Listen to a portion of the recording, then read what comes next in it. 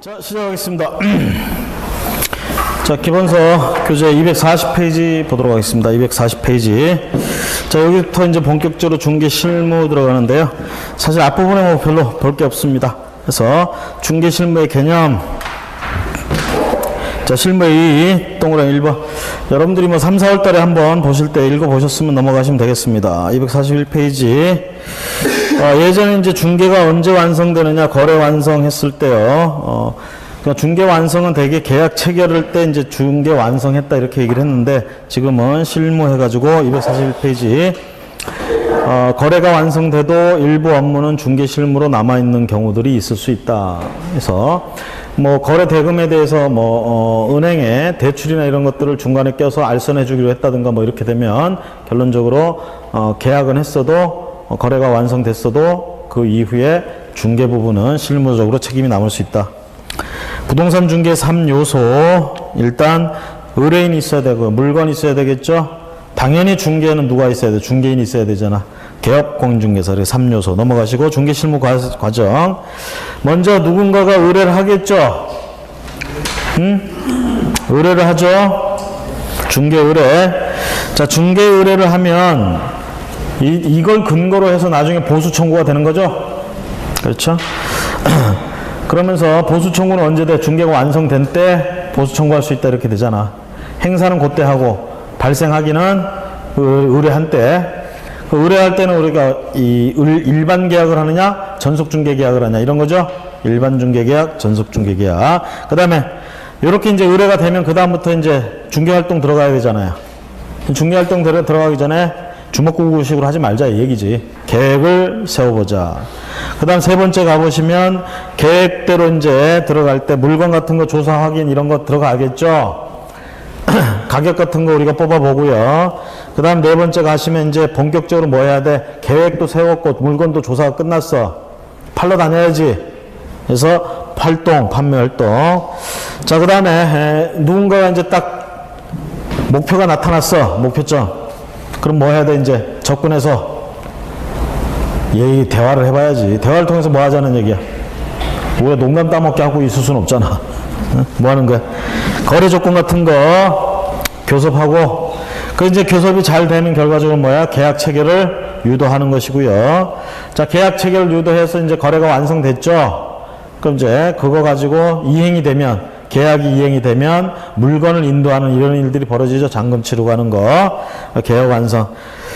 자, 그 다음에 7번에 가보시면 중개 완성 이후의 업무 해가지고, 중개가 완성된 이후에도 계약공인중개사는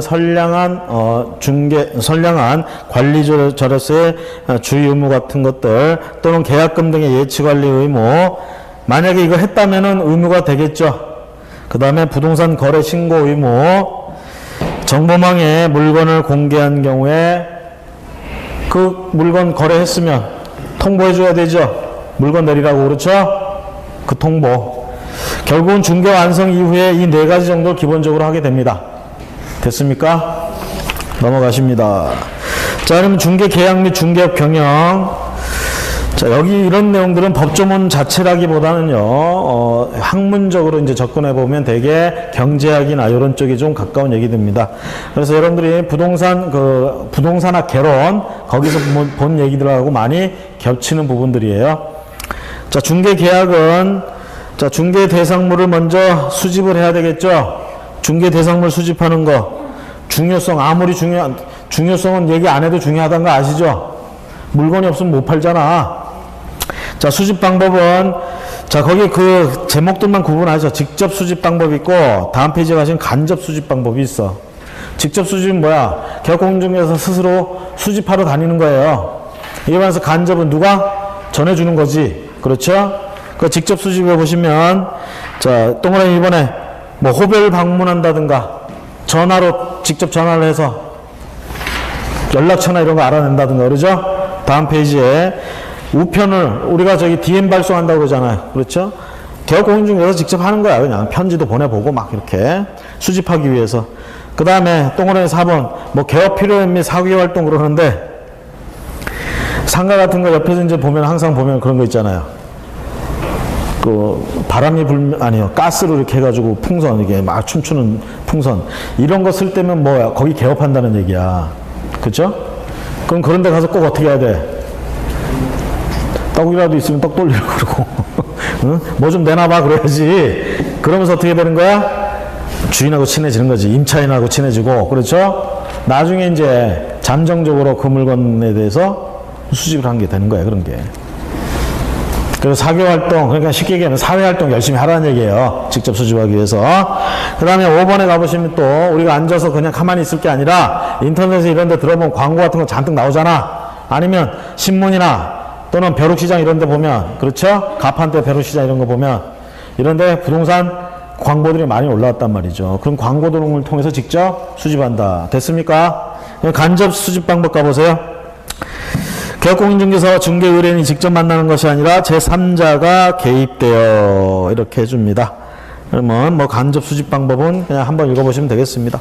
뭐 되게 개인적인 친분 관계 때문에 누군가가 어떤 물건이 있다고 알려주고 이런 것들 있죠? 이런 걸 되게 간접 수집이. 그 다음에 중개의뢰 접수. 자, 중개의뢰를 접수하면 대개 우리가 중개계약이 성립했다 이렇게 되죠. 별말 없이 우리나라에서는 중개의뢰가 이루어지면 일반 중개계약이 체결된 걸로 보죠. 그렇죠? 그 다음에 일반 중개계약은 서면화가 할 수 없나요? 원하면 서면화 할 수 있죠. 권장 서식도 있죠, 그냥. 그 서식 작성하면 돼. 자, 그러면 일반 중개계약서를 작성하면 전속중개계약이 돼요? 아니죠. 그냥 일반 중개계약이야. 전속중개계약은 어떻게 해야 돼? 전속중개계약서를 반드시 작성을 해야 돼. 전속중개계약. 자, 그럼 이렇게 중개계약은 어떤 성격을 가졌냐? 거기 영어로는 리스팅이라는 표현을 많이 써요. 중개계약이라고. 이게 뭐겠어? 매물을 갖다 쭉 리스트를 쓴다 이 뜻이야. 응? 리스팅이. 여러분들 처음에 이렇게 딱 오픈하면 책상 위에다가 종이 딱 둬야 돼. 노트 같은 거. 응? 두고 오는 사람마다 바로 그냥 그날 그 자리에서 일지 쓰듯이 막 써 나가는 거야. 주소지, 물건의 주소지, 이름, 연락처, 특징, 가격 뭐 이딴 거를 그냥 막 써내려가는 이런 서류를, 이런 종이를 둔단 말이죠. 여기 계속 써내려가. 이게 리스팅 하는 거야. 그럼 여기다 썼다라는 얘기는 뭐겠어요? 그 물건 받았다는 얘기고, 그 받는 순간 뭐 일반 중개계약이 성립됐다 이렇게 되는 거지. 그래서 우리가 그렇게 리스트화하는 작업을 중개계약이다 이렇게 표현하는 거예요. 리스팅이라고 그래서. 그러면 중개계약의 성격, 리스팅의 성격. 자, 우리 보통의 일반적으로 민법에서 말하는 일반적인 계약과 비슷합니다. 낙성계약이고요. 쌍모, 그 다음에 여긴 유상계약이 일반적이고, 불요식 계약입니다. 그 다음에 비전형 무명계약. 왜? 민법에 이딴 계약은 안 나와 있죠. 민법에 15가지 계약의 종류가 나와 있잖아. 매매, 도급 뭐 이딴 것들 나와 있잖아요. 거기에 중개계약이란 말 없어요. 그래서 비전형이라고 부르는 거야. 민법에 나와 있으면 전형, 안 나와 있으면 비전형. 민법에 나와 있으면 유명, 민법에 안 나와 있으면 무명. 아시겠습니까? 그 다음에 민법에 나와 있는 계약 중에 위임계약이 있어요. 위임. 요거랑 가장 많이 닮았어요. 뭐가? 중개계약이. 됐습니까? 그 다음에 중개계약의 성격으로는 또기기 민사중개의 성격을 가지고 있다. 다음 페이지. 쌍무계약의 성격을 가지고 있다. 우리가 처음 앞부분 공인중개사법 할 때 앞부분에서 본 내용과 살짝 겹칩니다. 그 다음에 중개계약의 종류, 일반중개, 전속중개, 독점, 공동, 순가중개계약 이미 설명을 앞에서 다 한 거고요. 자, 여기서는 항상 조심하시고 전속중개계약. 자, 공인중개사법에서는 전속중개계약을 언급하고 있죠. 전속중개계약을 하게 되면 반드시 전속중개계약서를 작성해야 되고요. 이렇게 되면 개업공인중개사는 뭐야? 정보망이나 일간신문에 정보를 공개해야 될 의무가 있고요. 그 의무를 이행을 안 하면 과태료 처분이라는 걸 받을 수 있죠. 물론 정보 공개를 꺼려하는 의뢰인이 있으면 안 올리죠. 그 다음에 오른쪽에 중개계약의 일반적 형태, 구두계약, 서면계약 그러는데 일반 계약은 주로 구두계약으로 많이 이루어지죠. 전속중개계약은 반드시 어떻게 해야 돼? 서면으로 계약해야 되고, 일반 중개계약도 서면으로 하게 되면 어떤 좋은 점이 있냐? 그 밑에 중개계약의 서면화 유형에 따른 장점. 자, 제목들만 잘 제목들을 보고 이해하시면 돼. 부동산 거래 자주적 통제를 할 수 있습니다. 스스로가 뭔가 종이에 써가면서 잘된 거 잘못된 거 통제한다 이 얘기죠. 법에 의해서 하라는 거 하지 말라는 거 걸러낸다 이 얘기야. 그 다음에 동그라미 2번에 유통시장, 부동산 유통시장을 정비하고 근대화에 기여할 수 있다. 이게 말로 하는 것보다 서면화시키면 체계화도 시킬 수 있고 뭔가 할 수 있다는 얘기지. 근대화. 그 다음에 3번에 분쟁 같은 거 예방할 수 있습니다. 말은 사라지죠. 그렇죠? 하지만 종이에 써놓은 내용은 분쟁 해결하는 데 도움이 될 수 있습니다. 그 다음에 투기 같은 거 예방할 수 있습니다. 이건 앞에 자주적 통제하고 연결시켜서 우리가 생각할 수 있어요. 서류로 뭔가 남기다 보니까 함부로 이렇게 투기하는 것들이 드러나지 않게 하려고 노력을 하게 됩니다. 그래서 투기 같은 거 안 하려고 하죠.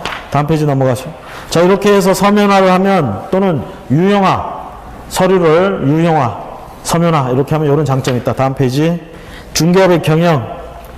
자, 중개 대상물의 특징 분석. 요걸 우리가 셀링 포인트를 찾는다 이렇게 얘기합니다. 셀링 포인트. 판매 소구점이라고 얘기하죠. 판매 소구점. 그러니까 여러분들이 물건을 사는 입장에서 한번 생각을 해봐.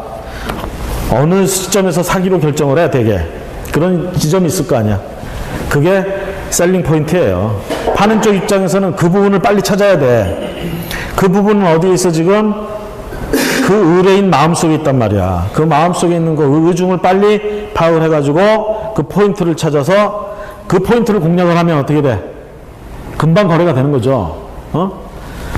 결국은 그 포인트를 못 찾아서 굉장히 오랫동안 이 집도 보여주고 저 집도 보여주고, 그죠? 제가 토요일날 그랬어. 한 팀을 하루 종일 보여줬어. 지치지도 않나 봐. 그리고는 마음에 안 든다고 하더니 옆집에 들어가더라고. 옆집 개업공인중개사한테 가서 거기 가보면 뭐하나 우리랑 본 거랑 거의 비슷한 것밖에 없는데 같은 거. 거기 이제 우리가 안 가지고 있는 한두 개 이제 더 보더라고. 그러더니 그 집에도 마음에 안 들었나 봐. 맞은편 집으로 가더라고. 우리 집에 앉아있으면 다 보여요, 그게. 저희 사무실이 전망이 좋아요.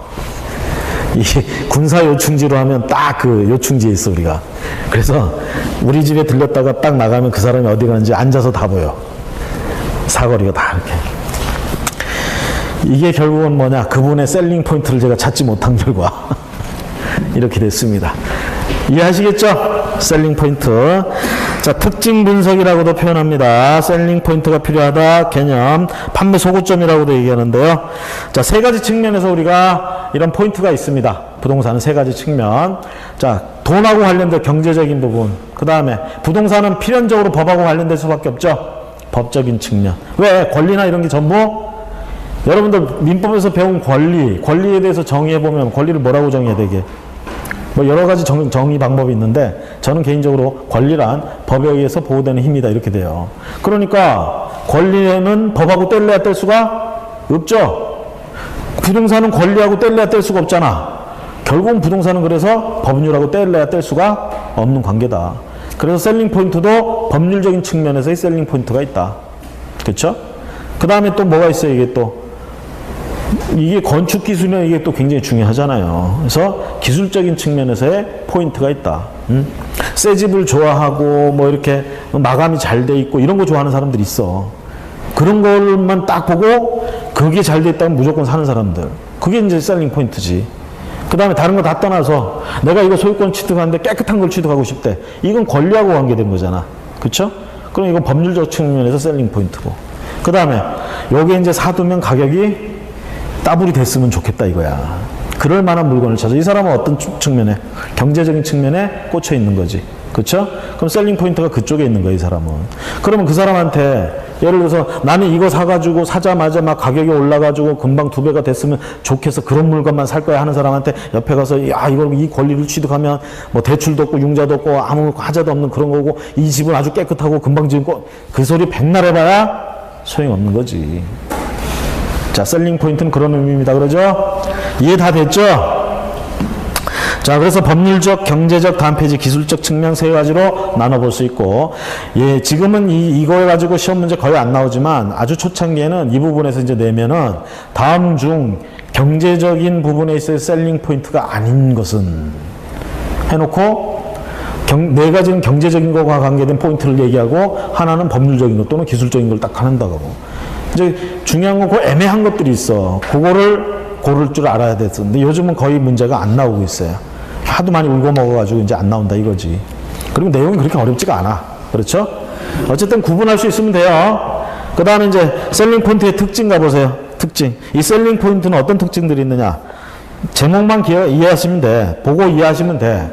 부동산이 지니는 셀링 포인트는 다양하다. 그럴 수밖에 없죠. 측면도 벌써 세 가지 측면이 있잖아. 세 가지 측면, 각 측면마다 그 다양한 포인트들이 있다고. 얼마나 다양하겠어. 그렇죠? 그 다음에 두 번째. 중개 의뢰인마다 당연히 다르지. 왜?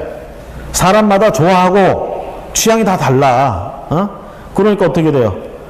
자기가 원하는 포인트도 다 다른 거예요. 그렇죠? 그 다음에 세 번째. 셀링 포인트는 인공적, 자연적을 모두 포함한다. 자연적으로는 뭐예요? 위치가 어디였으면 좋겠다는 등 뭐 이런 것들. 그렇죠? 그런 인공적인 것들은 기술적으로 잘 만들어졌다는 등 어쨌다는 등 이런 것들. 자, 그 다음에 기술적 셀링 포인트는 시간이 지나면 소멸한다. 자, 새 집 지어놓은 거 시간 지나면 헌집되죠? 기술적인 측면은 시간이 지나면 이 포인트가 감소하게 돼 있는 거야, 결론적으로. 그 다음에 셀링 포인트는 특히 어느 때 많이 활용하느냐. 우리가 이제 중개 대상물 확인, 설명, 뭐 안내 이런 거 할 때 앉아서도 설명하지만 현장을 대부분 다 가보겠죠. 그 물건 있는 곳에 가볼 거 아니야. 그 물건 있는데 가서 할 얘기가 별로 없어. 그럴 때 뭐 주로 얘기하라고? 그 물건의 특징점 같은 것들을 얘기하면서 의뢰인의 눈치를 잘 보라고. 어떤 부분을 했을 때 표정이 일그러지는지. 응? 표정이 일그러진다. 아, 이 부분에 뭔가 있구나. 그렇죠? 집중 공략. 됐습니까? 이게 재밌는 건데 이렇게 다들 재미가 없이 듣고 있어. 자, 그 다음에 부동산의 종류별 셀링 포인트. 자, 거기 단독주택일 때는, 아파트일 때는, 대지일 때는, 농지일 때는 요런 게 포인트다 이 얘기입니다. 응? 자, 농지를 소개하면서 아, 여기는 주거 환경이 쾌적하고요. 교통이 발달돼 있고요. 이딴 소리 하면 되겠어, 안 되겠어? 안 되죠. 그렇죠? 자, 아파트 저기 소개하면서 아, 여기는 앞에다가 저 텃밭이 있어가지고요. 저기 배추도 뿌리고 뭐도 하고 다 돼요. 씨도 뿌리고. 뭐 하는 겁니까, 이게? 그죠?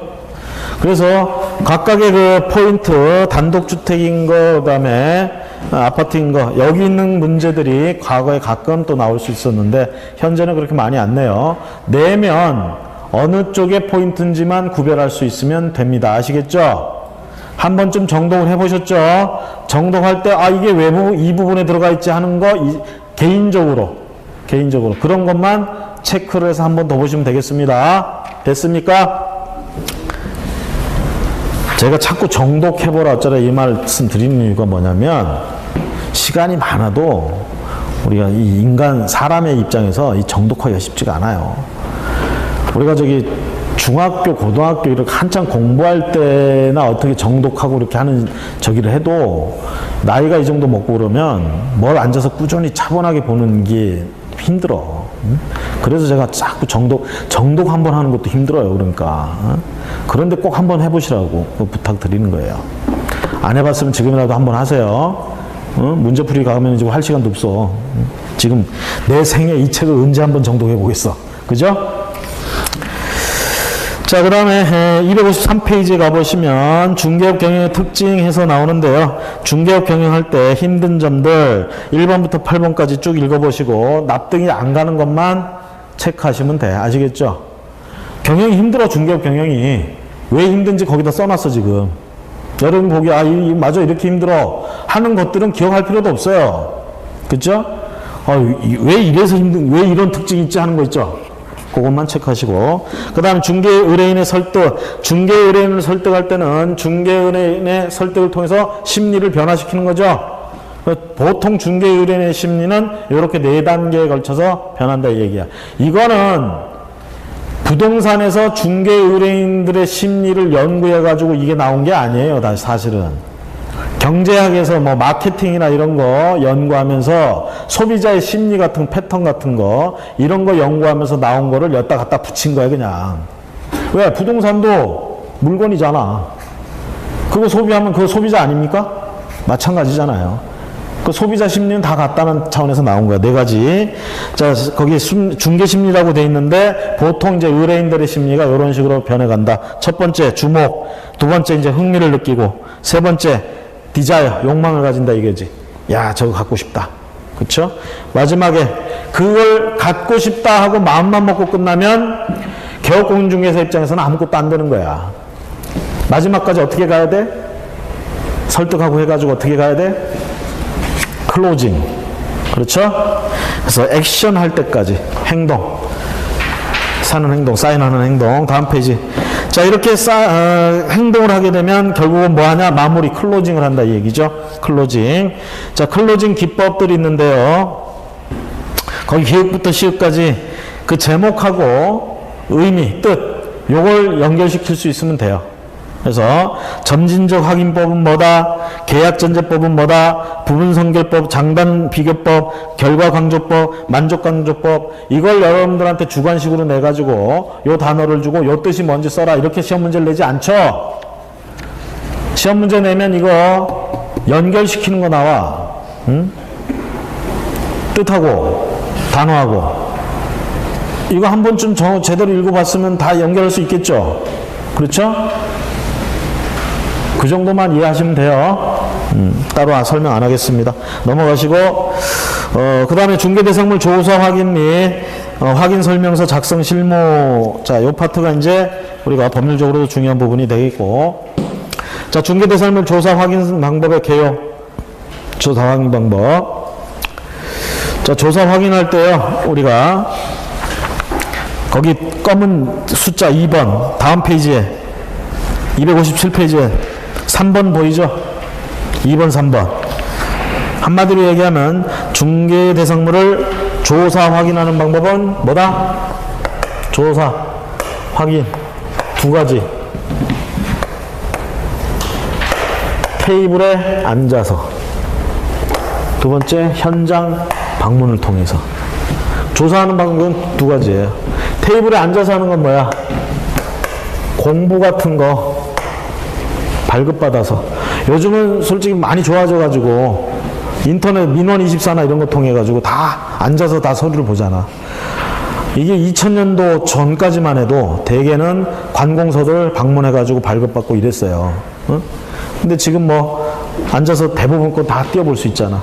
그래서 제가 데스크, 이게 데스크가 아니라 데스크, 책상에 앉아서 여기 공부 확인하는 거야. 서류도, 각종 서류도 확인하는 거. 장부, 공적 장부 확인하는 거. 그 다음에 이제 현장 가는 것. 그 물건 소재지 가서, 그쵸? 직접 이렇게 조사 확인하는 방법 두 가지. 그래서 서류로 확인하는 방법, 현장을 통해서 확인하는 방법. 그러면 서류를 통해서 확인한다. 어떤 걸 주로 확인하겠어요? 크게 보면 그거야. 부동산은 항상 법률하고 문제가 된다고 그랬잖아. 그 얘기는 결국은 권리 문제도 있지만 규제도 문제라는 얘기죠. 그렇죠? 특히 토지 같은 걸 만약에 의뢰가 들어왔어. 토지를 팔아달라. 그러면 토지라는 건 우리가 그 토지에다가 뭐 캠핑이나 가고 그러려고 토지를 사는 건 아니잖아. 그 토지로 농사를 짓는다든가 건물을 짓는다든가 뭐 이러려고 이제 산단 말이야. 매수하고자 하는 사람들은 그런 의도를 가지고 온단 말이지. 그러면 물건을 팔겠다는 사람은 그냥 내 물건 팔아줘 그러면 끝이야. 나는 문제는 이걸 누구한테 팔아야 되느냐, 뭘 할 수 있는지를 알아야 팔 수 있을 거 아니에요. 그렇죠? 그 조사 확인을 통해서 결국 그렇게 뭘 할 수 있느냐 할 때, 그럼 건물을 건축할 수 있다 그러면 어디까지 도대체 건축할 수 있느냐, 그 말은 규제를 얼마나 받느냐. 여러분들이 이제 주로 배우는 공법 쪽에 있는 규정들 있잖아요. 국토기획 및 이용에 관한 법률을 필두로 한 이런 규정들에서 어느 정도 규제를 받는지 이걸 먼저 파악을 해야 되는 거예요. 그래서 크게 보면 공부로 확인한다 그러면 규제 부분하고 권리 부분 조사하는 거예요. 규제받는 부분하고, 그러니까 즉 토지 이용 계획 확인원 같은 거 발급받아서 보고 막 이러는 거야. 그거하고 권리, 등기사항 증명서 크게 보면 이런 거 발급받아가지고 둘을 보는 거예요. 현장은 말 그대로 이제 거기 가서 안내를 하면서 설명을 해야 되니까 현장 가서 자 토지냐 건물이냐 구분해가지고, 건물 같은 경우 이게 주거용이다 그러면 들어가서 구조가 어떻게 됐으며, 그렇죠? 그 그 다음에 이런 전기불이 뭐 수도니 이런 거 제대로 되는지 안 되는지 이런 것들 확인하고. 그 다음에 토지로 쓰이고 있으면 결국 토지는 어떻게 쓰이고 있는지. 그 다음에 여기서도 권리 같은 거 확인을 좀 해줘야 되는 경우가 생겨. 실제 어떻게 누가 권리자인지 이런 거. 왜냐? 공부에 나오는 권리가 있고 안 나오는 권리가 있잖아. 어떤 게 있어요? 여러분들 민법에서 배운 것 중에 등기부에 안 나오는 권리, 부동산 물권 중에 유치권, 또 뭐 있어? 법정지상권, 관습법상 법정지상권, 요딴 거, 그쵸? 그 다음에 임야 같은 거 팔아달라고 나왔어. 임야는 이제 되게 산인을 끼고 있잖아요. 가봐야 돼. 왜? 분묘기지권이 있을 수도 있잖아. 분묘기지권은 등기부에 안 나오잖아요. 그렇죠? 그래서 산을 한번 등산을 해야 돼. 산을 한번 타면서 혹시 이렇게 돼 있는 걸 발견해야 돼. 응? 이게 분묘잖아. 우리가 분묘기지권을 인정할 때는 평장돼 있는 걸 인정 안 해줘요. 이렇게 봉분이 있어야 돼. 그러니까 이것만 찾으면 되는 거야. 이게 등기부에 나와주면 솔직히 안 돌아다녀도 되는 거야. 이것만 봐도 되는데 안 나온다고. 그래서 현장 답사를 해서 할 때는 물론 그 물건 자체 기술적인 부분들이나 아니면 자연 상태나 이런 것도 중요하지만 공부상으로 확인할 수 없는 이런 권리 내용들 이런 것들도 확인을 해 주셔야 돼요. 응? 우리가 이런 것도 누가 건물을 팔아달래. 건물을. 야, 이거 큰 거죠. 건물. 그죠? 토지하고 건물을 팔아달래. 그래서 이거 띄워봤더니 이제 권리상으로도 별 문제가 없어. 그래서 여기 가봤어요. 갔더니 임차인들이라고 하긴 좀 그래. 요 안에 주차장에 막 포장마차를 누가 이렇게 해놓고 포장마차를 하고 그 사람들이 또 2층에 방을 하나 얻어서 살고 있는 것 같아. 근데 여기 그 의뢰인이 준 임대차 계약서나 이런 데 보면 안 나오는 사람이야. 이 사람 뭐냐 이 얘기지. 쉽게 얘기하면 아무 권리 없이 이러고 있으면 무단 침입자 아닙니까?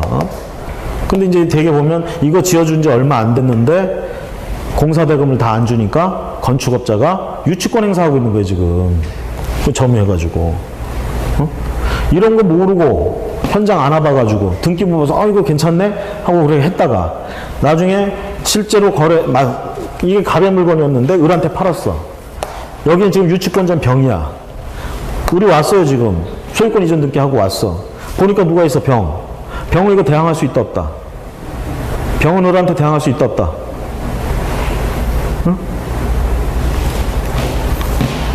여러분들 유치권 배웠잖아. 유치권. 시계 수리하는 거 배웠어요? 시계 수리점. 자, 시계가, 요즘은 시계 많이 안 차고 다니는데 옛날 같은 시계, 고급 시계 있어요. 고장났어. 수리점 가져가죠. 고쳐달라고 합니다. 고쳐주죠?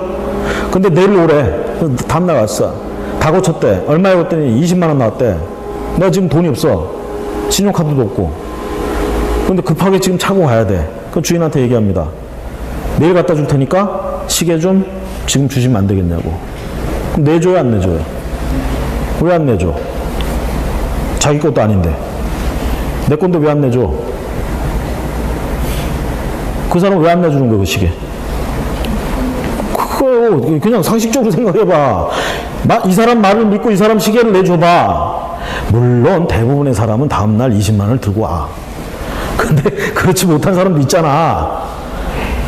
그런 것이 의심스럽기 때문에 맨날 우리가 저당권 설정하고 하는 이유가 뭐겠어? 돈 빌려주면서. 대부분의 사람은 돈을 잘 갚아. 근데 못 갚는 경우에 그럴 때를 대비해서 그러니까 돈 빌려주는 사람은 항상 걱정이 그거예요. 돈 떼일까? 이게 걱정인 거야. 지금 수리비 이거 받을 사람도 돈 이거 떼일까 걱정이야. 그럼 20만 원을 내일 준다고요? 그럼 당신 거 집이 있어? 나 집에다 저당권 설정하고 시계 내줄게. 20만 원 채권 때문에. 그러는 사람 누가 있습니까? 아무도 없죠. 자, 이럴 때 그 시계를 갖다가 20만 원은 그 시계 때문에 발생했죠. 수리비 채권 그 시계 때문에 발생했잖아. 그 시계하고 그 수리비 채권하고는 결련 관계에 있다 이렇게 얘기를 해. 이렇게 되면 그 시계를 점유하면 유치권을 인정받습니다. 그래서 그 주인은 유치권자야. 나는 소유권자고. 내가 소유권자인데 이 사람한테 지는 거야 지금. 안 줘. 유치권 행사한다고. 그죠? 그럼 이제 내가 열받았어. 안 줘? 에이씨 모르겠다 하고 그냥 갔어요. 간 다음에 어떻게 하냐? 그 시계 어쨌든 내 거잖아. 내 친구한테 얘기합니다. 내가 수리점에 가면은 내 시계 있거든. 그 시계 너한테 팔게. 아니 너한테 줄게. 자, 소유권 넘겨줬어. 그 친구가 이제 수리점 갑니다. 가서 얘기합니다. 시계 내놓으라고. 그랬더니 그 사람은 여전히 20만 원 내놔 이러는 거야. 그러니까 내 친구가 뭐라고 그러냐면, 아니 그거는 제 친구한테 지금 해달라고 했으니까, 그 친구가 해달라고 했으니까 그 친구한테 20만 원 받아야지. 채권 아니냐 얘기해. 수리비 채권. 채권은 상대권이다 얘기지. 그 친구한테 받으라고. 이 시계 소유권은 이제 나한테 왔으니까 내 거라고. 그럼 이 주인은 그거 내줘야 돼요? 안 내주죠. 대항할 수 있으니까 안 내주는 거야. 똑같은 거예요 지금. 갑이 병한테 지어달라고 그랬어. 다 지어줬는데 돈 안 줘. 공사대금 채권 있죠? 그것 때문에 이 집을 점유를 했어. 유치권자야. 유치권 인정받죠? 자, 그런데 소유권자는 얘잖아. 팔 수 있어 없어? 팔 수 있어요. 그래서 을한테 팔았다고. 이제 을이 소유권자야. 자기 거라고 딱 왔어. 누가 점유하고 있어? 병이 점유하고 있어. 그럼 나가라고 한다고. 나간다고 안 나간다고? 대항할 수 있다고요. 아시겠습니까? 유치권이 그래서 무서운 거예요. 응? 등기부에 안 나오는데 이렇게 권리자가 바뀌어도 유치권자는, 자, 유치권은 담보물권이라고 합니다. 우리가 저당권 같은 담보물권이에요. 하지만 유치권은 저당권처럼 약정 담보물권이라고는 안 해. 법정 담보물권이라고 그래요. 왜? 저당권 같은 거는 은행에 가서 담보대출 받는다 그러면, 집에다 저당권 설정한다 그러면 서로 약정하는 거예요. 그래서 약정 담보물이라고 그래. 물권이라고 그래. 그래서 약정 담보물권이 가장 스탠다드한 게 저당권이에요. 이에 반해서 유치권 같은 법정 담보물권은, 방금 시계 수리점 주인하고 나하고 생각을 해봐. 내가 아저씨 그 수리비를 제가 만약에 못 드리게 되면요, 아저씨가 그 시계를 계속 가지고 유치권을 행사하세요 이렇게 말했어요? 그쪽에서는 그럴게요 그런 말 했어요? 안 했어요. 아무 말도 약정을 안 했는데도 불구하고 그 상황이 되면 얘한테 유치권이 생기는 거야. 이것도 마찬가지예요. 얘가 내가 너한테 공사대금을 못 주면 너 들어와서 점유해서 유치권 행사해. 이딴 말 안 합니다. 얘도 너가 만약에 공사대금 안 주면 내가 들어가서 유치권 행사할까? 이딴 말 안 해. 서로 이런 약정을 안 해요. 근데 이 상황이 되면, 이렇게 해서 점유를 해버리면 법에 그렇게 써져 있어. 결련성 있는 채권 때문에 그 물건을 점유하면 유치권이 인정된다. 이렇게 써져 있어요, 규정에. 그래서 법정 담보물권이에요. 자, 그렇게 인정된 유치권은 담보물권이고, 이 유치권이 담보하고 있는 것은 뭐예요? 보장하고 있는 것. 채권이잖아. 공사대금 채권, 수리비 채권. 이 채권은 아까 얘기한 것처럼 상대권인 거 맞아. 금전 채권이야. 상대권이야. 하지만 그 금전 채권을 담보하기 위해서 뭘 가지고 있어? 담보물권을 가지고 있는 거야. 쉽게 얘기하면 병은 두 가지 권리를 가지고 있는 거야. 은행에서도 마찬가지예요. 돈 빌려 주택담보대출 해주고 집에다가 저당권 설정했다. 두 가지 권리 가지고 있는 거야. 대출금에 대한 금전 소비대차에 의한 대여금 상환 청구권, 채권. 이걸 담보하기 위한 저당권. 두 가지 가지고 있는 거야. 하나는 채권이고 하나는 물권인 거야. 여기도 마찬가지예요. 공사대금 채권은 채권이고 금전 채권이고, 그걸 담보하는 건 담보물권이야. 두 가지 가지고 있죠. 금전 채권은 어차피 상대권이야. 보세요. 얘가 채권자죠? 그럼 채무자가 있을 거 아니야. 공사대금 누가 줘야 되는 거 원래? 공사대금 누가 줘야 돼? 시계수리비는 누가 줘야 돼? 주인이 줘야 돼? 처음에 원인관계를 만든 사람이 줘야 되는 거예요. 지어달라고 한 놈이 줘야 돼. 고쳐달라고 한 놈이 줘야 되는 거야. 친구가 주는 게 아니야. 아시겠죠? 용역을 줬잖아. 시킨 놈이 돈을 내야지.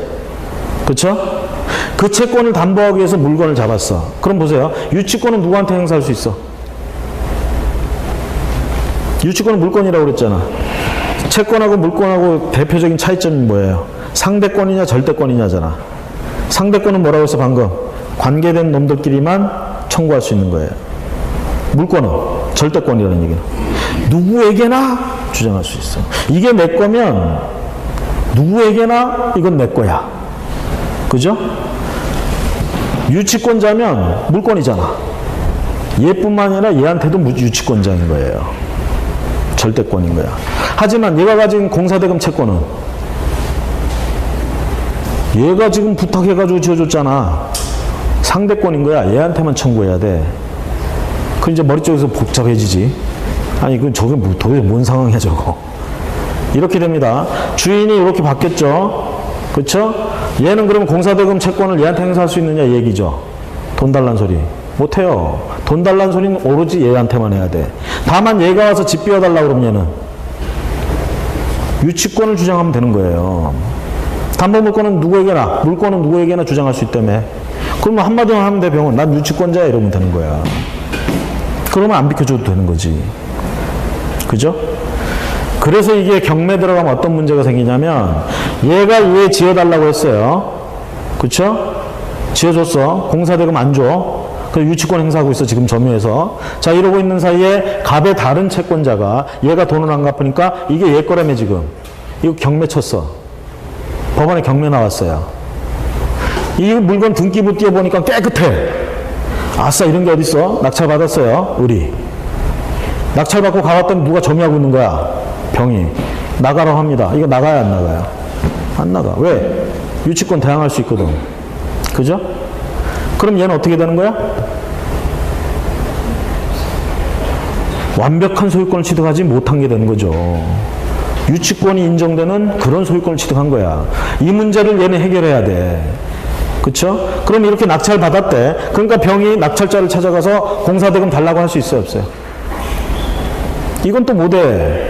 돈은 누구한테 달라고? 얘한테 달라고 해야 돼. 그럼 낙찰자가 이제 찾아와서 나가라고 그러면 얘는 뭐라고 그러면 돼? 유치권자요, 이러면 돼. 돈은 얘한테 달라고 해야 되고, 얘한테 달라고 하면 안 돼. 그럼 결국은 얘는 유치권자로 인정되면 얘는 얘를 내보낼 수가 없어요. 결국은 얘가 주장하는 돈을 어떻게 해결하지 않으면 얘가 져야 될 의무는 없지만 결국은 얘가 해결하게 되는 거야. 그래서 덤탱이 쓴다는 얘기지. 물론 이거는 누구 대신 갚은 거예요? 얘 대신 갚은 거죠. 얘는 얘를 어디선가 쫓아가서 찾아서 얘한테 받아내면 됩니다. 구상권. 대신 갚은 거잖아. 갚아야 될 의무가 없는데. 이런 관계가 하는 거예요. 근데 대개 이제 이런 애들은 어디 갔는지 모르죠. 그러니까 여기서 그냥 덮어쓰고 마는 거야. 이렇게 되는 거예요, 유치권. 그럼 보세요. 이렇게 유치권자가 있는 줄 모르고 그냥 현장도 안 가보고 이렇게 했다가 우리 딱 왔는데 이렇게 있어.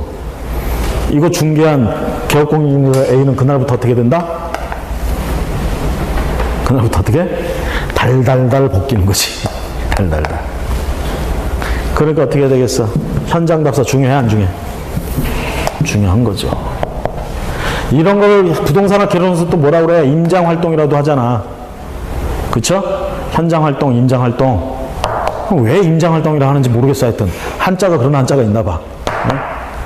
아시겠죠? 그래서 이것도 중요하지만 이것도 중요한 거예요. 중개활동할 때 조사 확인. 자, 확인해 봐야 될 공부. 결국은 두 가지 측면에서 확인해 봐야 된다서 규제와 권리관계. 그럼 규제관계에 대해서는 이제 우리가 지적 공부하고, 여러분들이 이미 법에서 배우는 것들, 공시법령에서 배우는 게 뭐가 있어요? 지적에 관한 거, 공시, 등기, 권리에 관한 거, 그렇죠? 그러면 거기 지적에 관계된 서류들, 지적 공부. 그 다음에 등기에 관계된 등기부들, 그렇죠? 그 다음에 지적에 관계돼서 우리가 대장 같은 게 기본적으로 나오잖아, 또. 대장. 지적 공부, 대표적으로 대장과 지적도, 이딴 것들 얘기하죠? 등기, 권리에 관계된 등기. 다음 페이지 넘어가셔서. 토지이용계획 확인서 같은 경우는 결과적으로는 국토계획 및 이용에 관한 법률이나 요딴법에 의해서 어떤 규제들이 있는지 나와 있는 서류에 이게 토지이용계획 확인원. 그 다음에 4번 이제 가족관계 등록부 같은 경우에는 뭐 점유하고 있는 자와 임차인들의 관계 이런 것들 할 때, 또는 주인과의 관계 이런 거 따져볼 때, 그렇죠? 그 다음에 이런 것도 있잖아. 우리가 물건 팔겠다고 온 놈이 새파랗게 어려 보여. 딱 보니까 미성년자 같아. 응? 미성년자인지 아닌지 확인해야 되겠죠? 그렇죠? 그 다음 미성년자인 걸 확인한 다음에 어떻게, 물건 안 팔어? 미성년자 물건이래. 안 팔어? 안 팔고 말아? 중개 안 하고 말아? 지금 찬밥 더운밥 할 때가 아니잖아. 중개해야지. 근데 이거는 중개 그냥 했다가 어떤 일이 생길 수 있어요? 매매계약 취소당할 수도 있죠. 임대차 계약 취소당할 수도 있죠. 왜? 미성년자가 한 범죄행위는 취소할 수 있다 이렇게 돼 있잖아요. 그럼 나중에 취소 안 당하려면 확실하게 하려면 어떻게 해야 돼? 법정 대리인, 주로 부모겠죠. 동의서를 가져와야지. 그렇죠? 그럼 얘가 그 자식인지 아닌지 가족관계 등록부 같은 거 확인을 해야겠죠. 그렇죠? 그럴 때 필요한 것들이야, 이런 것들이. 그 다음에 5번에 가보시면 맨 밑에 부동산 종합증명서라는 게 있습니다. 여기 이제 수년 전부터 우리가 부동산 종합증명서라는 이게 나오게 됐어요. 그 지적 쪽에 공간정보 구축 및 관리 등에 관한 법률에 부동산 종합증명서라는 이런 서류들이 나오게 됐어요. 이것도 이제 확인해보고, 그 다음에 오른쪽에 가시면 방금 얘기한 것처럼 후견 등기부 같은 거, 미성년자인 애들, 그렇죠? 동의서를 받아와야 되잖아. 어? 그러려면 진짜 그 사람이 후견인 해줘야 되지. 후견인 맞는지 안 맞는지. 그렇죠? 또는 우리가 성년 후견인, 피한정 후견인 뭐 이런 사람들 있잖아요. 이런 사람들 때문에 후견 등기부 같은 거 확인해 봐야 됩니다. 만약에 여기에 이렇게 후견자로서 기록이 안 돼 있어. 애가 지금 약간 정신이 오락가락 하는데 후견 등기부를 띄워봐도 이런 게 안 나와. 이 얘기는 가정법원에서 심판을 안 받았다는 얘기예요. 그러면 법률상으로 정상인 취급받습니다. 아시겠죠? 이런 애들 거는 거래를 해도 취소할 수 있고 뭐 그런 게 안 들어가요. 다만 이제 어떤 경우가 있을 수 있느냐. 급부와 반대급부 사이에 현저한 불균형이 있고, 이거 뭐 얘기하는 거야? 불공정 거래행위 104조 민법. 이거에 걸릴 수는 있어요. 여기 걸리면 오히려 어떻게 더 지독해. 이거는 무효가 돼버려. 취소할 수 있는 게 아니라. 그렇죠? 그래서 그런 거 조심을 하시고, 그 다음에 가로 2번에 공부 확인 시 주의사항. 중개 의뢰인이 제출한 공부는 재확인해야 됩니다. 왜? 매도인이 아파트를 지금 내놓으면서 등기부를 하나 지가 띄워왔대. 직접. 보통 안 그래요. 근데 자기가 띄워왔대. 이런 벌써 의심해야 돼. 그렇죠? 등기사항 증명서 보니까 깨끗해. 한 달 전에 띈 거야. 한 달 전에. 한 달 전에 띈 거야. 아니면 오늘자로 띄었어. 깨끗해. 근데 오늘자로 띄고 바로 저당권 설정 등기 신청했을 수도 있어요. 이게 저당권 설정 등기든 무슨 등기 신청 들어가면 우리가 인터넷상으로 이렇게 등기 신청, 그 물건 등기 신청 들어가면 등기 기재 중이라고 발급이 안 된다고 나와요. 일주일 동안. 그게 나와. 그러니까 그거 완성 맞춰질 때까지는 등기 발급이 안 된다고 떠. 그러니까 이 주인이 그걸 알고 미리 먼저 하나 발급받고 그 다음에 저당권 설정 등기 신청을 한 거지. 은행하고 이제 소비해가지고. 그러니까 그 발급받은 걸 가지고 나한테 딱 가져온 거야. 깨끗하다. 천인 공노할. 그러니까 자 생각해보세요. 매도 의뢰인들은요 되게 불친절해요. 그래서 자기 물건에 대한 뭐 서류 하나도 안 들고 다녀요. 제출 안 갖다 줘요. 일단 그걸 가져온다 그러면 이상한 놈이야. 오히려 그게 이상한 거야. 의심해야 돼. 아시겠죠? 이게 제가 10수년간 해오면서 느낀 실무상의 그겁니다. 물론 선의의 마음으로 가져오는 사람도 있을 거야. 근데 저는 그런 사람을 거의 못 봤어요. 아시겠죠? 그거 저기 열람하는 거 500원 아까워가지고 그냥 와요. 참 대단하신 분들이야. 심지어는요 자기가 궁금한데 마치 자기가 500원 내고 보기 싫으니까 나한테 와가지고 뭐 내놓겠대. 한번 띄워봐달래. 띄워줘. 그것만 달랑 보고 그냥 가. 이야 정말 느낀 거 전체적으로 느낀 거 그거예요. 있는 분들이 더 하셔. 있는 분들이. 이 세상에 없는 분들끼리 모여 살아나 이건지 모르겠지만 여기 혹시 있는 분이 계시다면 그분까지 포함해서 얘기한 건 아닙니다. 일부 몰증하는 분이 계시다고 지금 말씀드린 거니까. 자 그럼 257페이지 공부 확인 시 주의사항 그 재확인 거기서 중개요인이 제출했다 그러면 한 번 더 확인하시는 게 좋아요. 앞에 나온 서류들.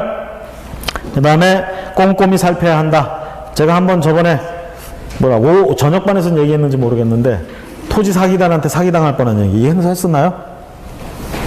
내가 사기당할 뻔한 게 아니라 이게 10여 년 전일 거야. 아마 10여 년 전에 큰 사건이 한번 터져서 9시 뉴스에 나왔었는데 수백억짜리 땅이었어요. 토지 자체가. 그 지역에 노른자위 땅이라고, 그리고 땅도 넓고 진짜 마지막 개발지 할 수 있는 엄청나게 요지의 땅이었는데 일단 가격이 수백억이야. 수백억. 근데 이 땅을 팔겠다고 나타난 거예요. 매도인이. 그래서 개업공인중개사한테 가서 내놨어. 그것도 시세보다 한 10% 20% 싸게. 자기가 급하게 이걸 처리하고 이민 가야 된다는 둥 어쩐다고 그러는 거야. 이 친구는 그 땅이 시장에 나오기만 하면 살려는 사람 줄 서 있었거든. 그래서 바로 자기 지인들한테 막 연락해가지고 빨리 돈 만들어 와라. 이거 사야 된다. 그래가지고 바로 누가 나타났어. 그래서 다음날 계약을 합니다. 둘이. 그 수백억짜리 땅을 계약을 하는데 대신 10% 이제 깎아주면서 10%가 20% 깎아주면서 대신 중도금 잔금을 뭐 3주 안에 처리하고 중도금 없이 그냥 잔금 처리하고 이렇게 하기로 딱 계약을 해요. 그 계약을 딱 했어. 중개 완성됐잖아. 그쵸? 우리가 100억짜리라고만 한번 해봅시다. 토지야. 중개 수수료. 법정 수수료만 딱 치면 얼마예요? 0.9%까지 받으면 100억에 1억이 10%죠?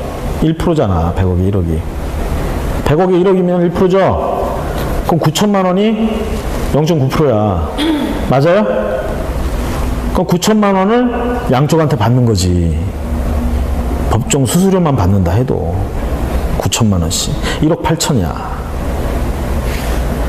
그 사람이 뭐 연봉이 어느 정도 되는지 모르겠지만 한 연봉 한 2, 3년 치는 그냥 한 번에 버는 거죠. 자, 이 맛에 이제 개업공인중개사 한다. 그렇죠?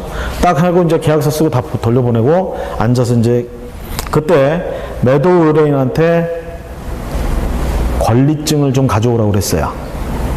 권리 필증이라고도 하고 권리증이라고 하고 그 권리증을 가져왔어. 사본을.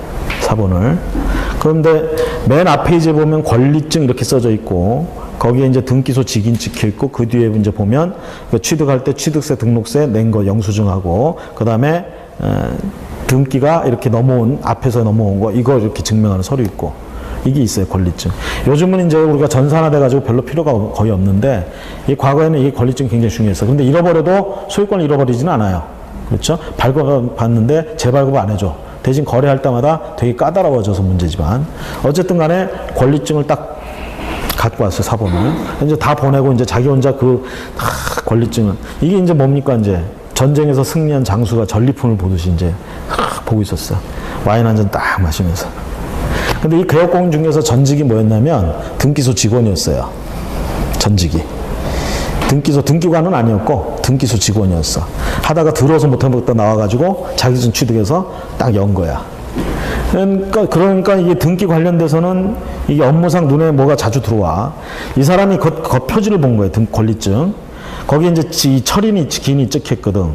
그래서 이렇게 찍혀 있습니다. 찍혀가지고 무슨 등기소 몇 월 며칠 이런 게 찍혀 있어.